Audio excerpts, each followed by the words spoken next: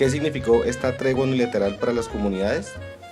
Evitar muertes de lado y lado, de soldados, principalmente de guerrilleros, de población civil que se ve en medio del fuego, evitar desplazamientos de gente en medio de estas confrontaciones por un tiempo muy intenso, es un alivio para la gente, para las comunidades. Eso a veces no se ve en Bogotá, por eso es que los analistas bogotanos no sienten nada de lo que ocurrió, pero es que eso allá en lo profundo de la vida colombiana, allá en el Cauca, en el Catatumbo, en el nordeste antioqueño, Bajo Cauca, en las zonas de Urabá, en el Chocó, en todas esas zonas, en el sur del país, donde está la confrontación, sí se sienten lo que significa cesar hostilidades unilateralmente. La estadística es muy cierta, nosotros le hicimos un seguimiento a lo que fue la operatividad de las FARC o las acciones en que se vio involucrado, registramos 41.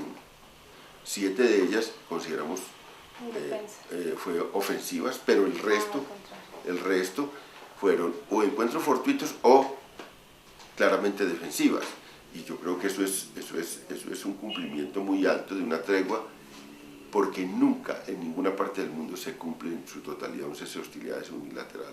Ni siquiera hay un registro todavía del Ministerio de Defensa claro sobre cuánto fue el cumplimiento de esta tregua. Tampoco la FARC ha hecho un parte generalizado. Yo creo que la tregua decretada de manera unilateral por las FARC, es decir, sin ningún tipo de contraprestación a cambio, es un hecho significativo en la historia reciente del país.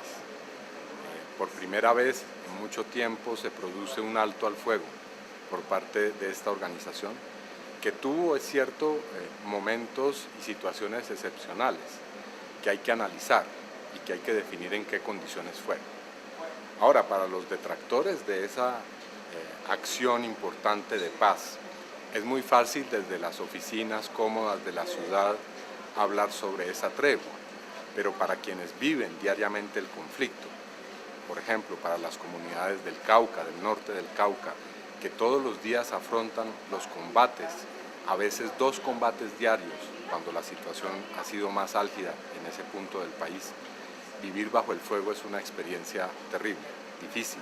Significa un estado psicológico de permanente zozobra y terror, la incertidumbre de no saber qué va a pasar al día siguiente, el desplazamiento, la destrucción de sus viviendas, la pérdida de seres queridos y la inseguridad permanente sobre sus vidas.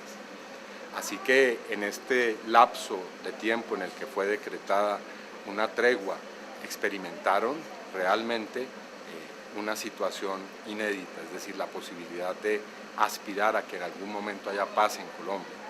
El ejército, y esto tenemos testimonios, por ejemplo, en el Cauca, sí continúa haciendo acciones y operativos, e igual los grupos paramilitares en muchas zonas del país. Así que yo creo que cuando se hable de medidas humanitarias de esta naturaleza, a quienes debe preguntárseles en primera instancia es a las comunidades que viven en las zonas de conflicto. Para las comunidades creemos que para Colombia en general significa fundamentar y cimentar un elemento que puede, digámoslo así, apuntalar un hecho de paz concreto. Es el hecho significante que hubieron cese de acciones ofensivas por la FARC, que evitó que hubieran 280 personas muertas producto del conflicto, como ellos mismos lo revelaron en su comunicado, pero también evitó que esa confrontación pudiera realizarse allí donde la comunidad saliera afectada. Es decir, generó un ambiente que fortalece ese anhelo de paz, que no fue respaldado por el Estado colombiano, y eso quiere decir que las comunidades también sintieron todo ese despliegue militar ofensivo que fue, digámoslo así, no se compadece del espíritu que generó el anuncio y el cumplimiento de la tregua unilateral. ¿Cuáles son las razones de fondo para que el gobierno no acepte una tregua bilateral? Considero que es una idea errónea y también falaz decir que mientras se habla de paz es necesario llevar al contrario a una situación de mayor debilidad militar.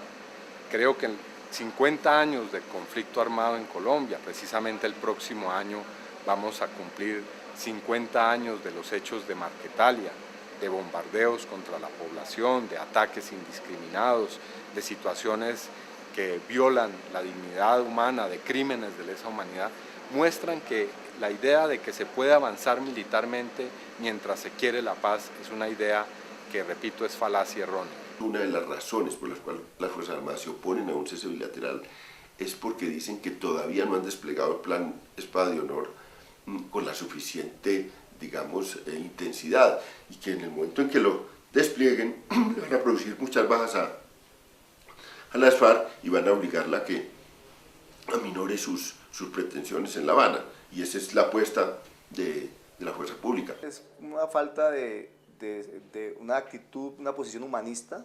Segundo, hay todo un esfuerzo militarista del gobierno que tiene como fundamento el estar, digámoslo, fortaleciendo esa maquinaria con ingentes recursos, industria militar, asesoría militar. Entonces, es todo un andamiaje que medra del presupuesto público, y que pararlo es parar, digamos así, la fuente de sostenimiento y de muchas empresas, mercenarios, compra de tecnología militar de punta. También tiene que ver con que hay una posición militarista dentro del establecimiento, dentro de la oligarquía, que piensan que mantener esa máquina arrolladora de muerte es lo único que va a poder quebrar a las FARC y al pueblo colombiano. ¿Sería viable un cese al fuego indefinido por parte de las FARC? Es difícil sostener en el largo tiempo un cese unilateral de hostilidades con unas Fuerzas Armadas decididas a perseguir a la guerrilla. Lo que sí se puede, y ahí está una idea de regularización de la guerra, lo que sí se puede es desescalar el conflicto, sacando modalidades operativas del conflicto. Por ejemplo, por parte de la guerrilla podría cesar el ataque a infraestructura.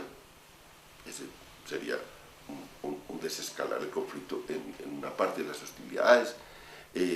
Sería, digamos, reducir la utilización de minas